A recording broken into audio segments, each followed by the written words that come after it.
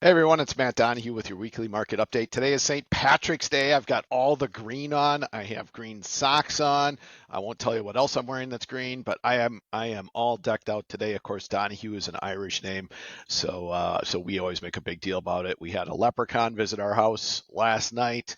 It was a lot of fun for everybody.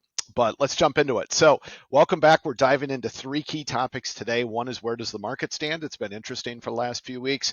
A little philosophical insight to help us stay grounded, and then we'll break down the Secure Act and Secure Act 2.0, building on that webinar we ran last week. If you didn't get a chance to view that, make sure you go to our YouTube channel and check out the recording, which has been posted, and you can access that at any time.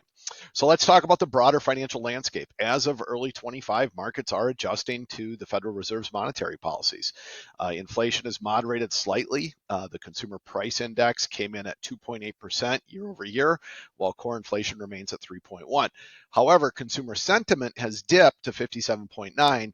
That means that people are still feeling a lot of uncertainty about the economy. One major shift is the expectation of Federal Reserve rate cuts. That's led to a 4.4% year to date decline in the US dollar. Investors are reacting by looking more at international equities as a diversification play. So you hear us talk about that a lot. Diversification is important. Well, what does this mean for you? If you're planning for retirement, it's crucial to keep an eye on those trends because interest rates, inflation, and market movements all impact your long term financial strategy.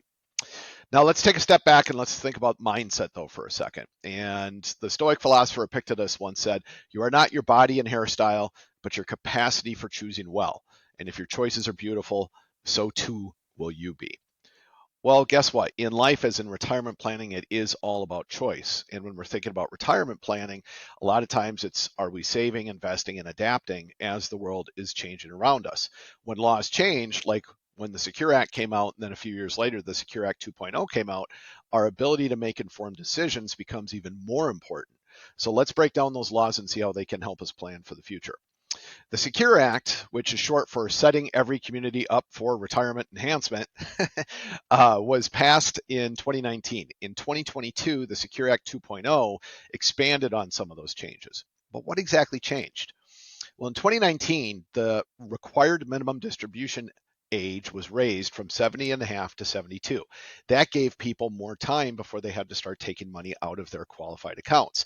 It also made it easier for part-time workers to access employer-sponsored retirement plans, and it also eliminated the stretch IRA for most non-spouse beneficiaries. That required them to empty inherited retirement accounts within 10 years.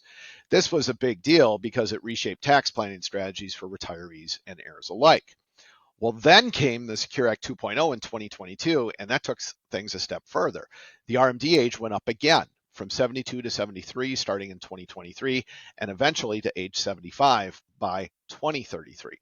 It expanded catch up contributions. If you're between 60 and 63, you can contribute even more to your qualified plans at work starting in 2025. So if you're not sure about those rules, make sure you ask us about that.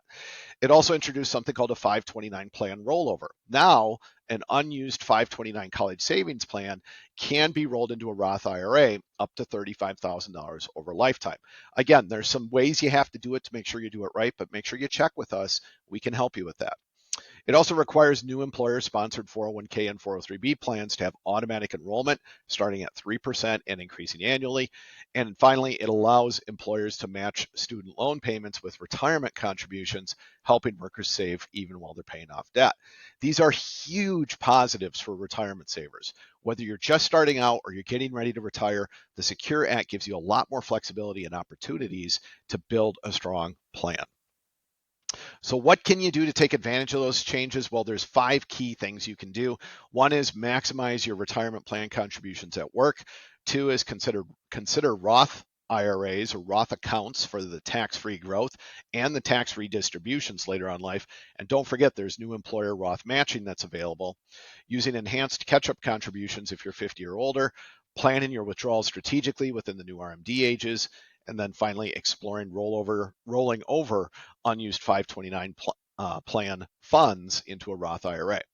The bottom line, The Secure Act and the Secure Act 2.0 provide more tools to help you plan effectively.